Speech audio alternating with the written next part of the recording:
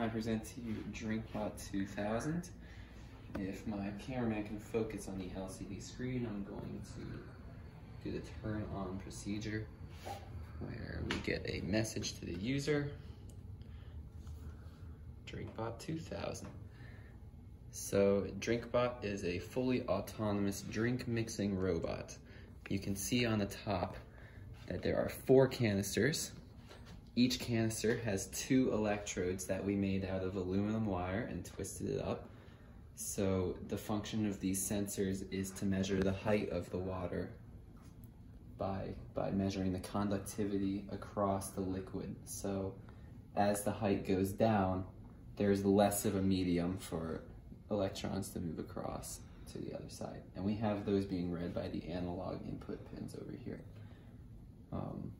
So we also have a button here that says change concentration.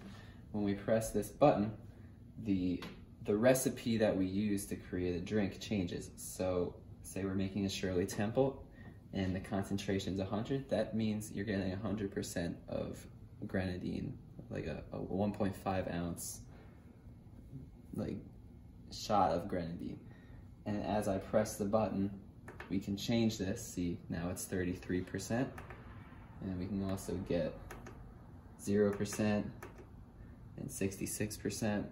So for every percent taken out of the grenadine, it's replaced with water. So if someone didn't like cherry flavoring, they could just take the grenadine out and be. So in order to dispense, we have in here, we have 4 liquid solenoids, which are actuated by 12 volts DC. It has been shown that it can go down to about 9, but through experimentation, we've realized that these solenoids are really slow, so it's not really effective to make a drink really, because it flows out really, really slowly, and it's not even worth waiting. Like, you could just make it yourself. But down here, we have an ultrasonic sensor. If you could zoom in so we could see inside. No, like, moved it. We've got one of the ultrasonic distance sensors in there, and the function of that is when we put a cup in there, we send a signal to the Arduino that there is a cup there and we are ready to dispense. So you can see this LED here is red. That means there is no cup and we need to insert one. But when we put the cup in, the light turns off. And take it out, the light turns on. So that's a way to reduce spill and not get sticky liquids all over the table. That would be really unpleasant. The program, as soon as the cup is placed and it's sensed, begins dispensing. It checks to make sure that there's enough of the liquid. And as it dispenses, it's checking the height of the water level. So that's how it measures exactly how much has been dispensed already. So in order to get this measurement, we have to calibrate the sensor. Every time we turn it on, we start on empty. And you can see over here, we have a calibrate button, which is right here. So when I press that, we get the initial measurement of the electrodes.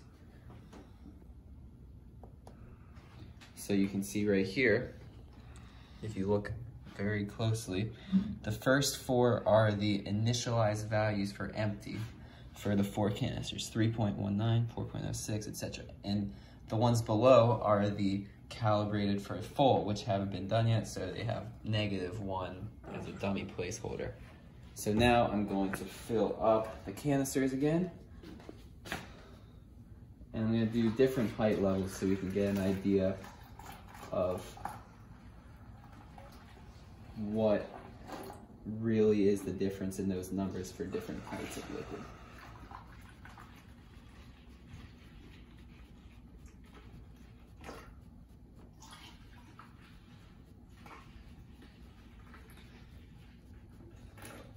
All right, and the last one will be empty because I ran out of water. So I'm going to press the button again to get that second calibration. And now you can see we have these values. So we went from 2.45 to 2.8, to 2.82. We went from 2.6 to 2.98.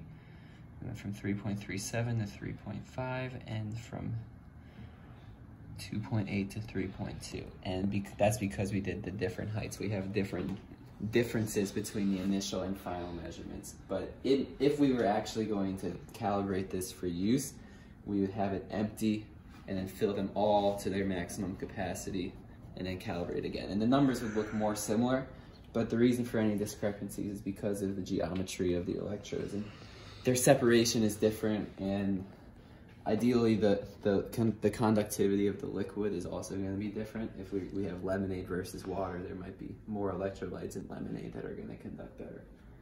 So that is it, and there have been some issues in actually actuating the solenoids, which I will explain in another clip.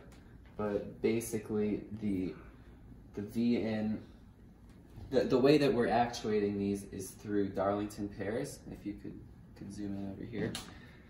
So we have these transistor pairs. It's kind of tough to distinguish here. Actually, never mind. So yes, actually here's a diagram. So we have Vn attached to all of the solenoids, and L0, L1, L2, and L3 represent the solenoids, and these loads are upstream of the NPN Darlington pair transistors, and which are controlled by the digital outputs at pins 10, 11, 12, and 13. But what happens is we have these two transistors to allow for less of a load on the transistors and to get more current to the solenoids. However, we're having troubles with Vn not actually being what we think it is. For example, sometimes even if we're using a 12-volt battery input, the input voltage still reads out from the Arduino 5 volts or 4 volts, which is really concerning because that's not enough to actuate this. Oh yes, and also another problem we're having is leakage. So I'm sure you can see here there is water dripping right now, and that's bad. So I'm going to put this here. Yeah, the temporary solution to that was to put paper towels around just to stop the clogging. We also tried using hose clamps and also a combination of wood glue and baking soda, which was supposed to be caulk, but it's been really difficult figuring out the actual mechanical things to do. I guess since we're electrical engineers, that's to be expected, but I think we did our best, and it was leaking a lot more before, so now this solution is a little bit better. Definitely some things to tune for the future. Again, you'll see in the next clip that we have the battery issues, and I'll go more into that with a voltmeter. But yeah, this is DrinkBot. Thank you for watching this demonstration. We're having some strange results with the VN measurement. So over here, you can tell that this battery contraption is only reading 8. Oh goodness. See, it's reading 4 right now, and before it was 8. It's supposed to be 11. Like if I took out the battery and did a measurement just like this,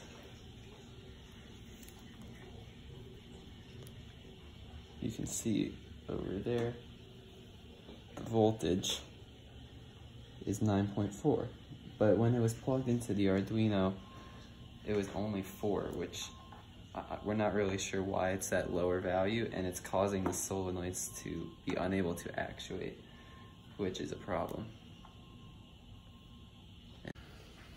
And the same thing even happens when we have the 9-volt battery connected without the extra double A's. The voltmeter still reads only 5.6, 5.2, around that range, which is not high enough by any means to power the solenoid. So that's one problem that we really have to figure out in the future.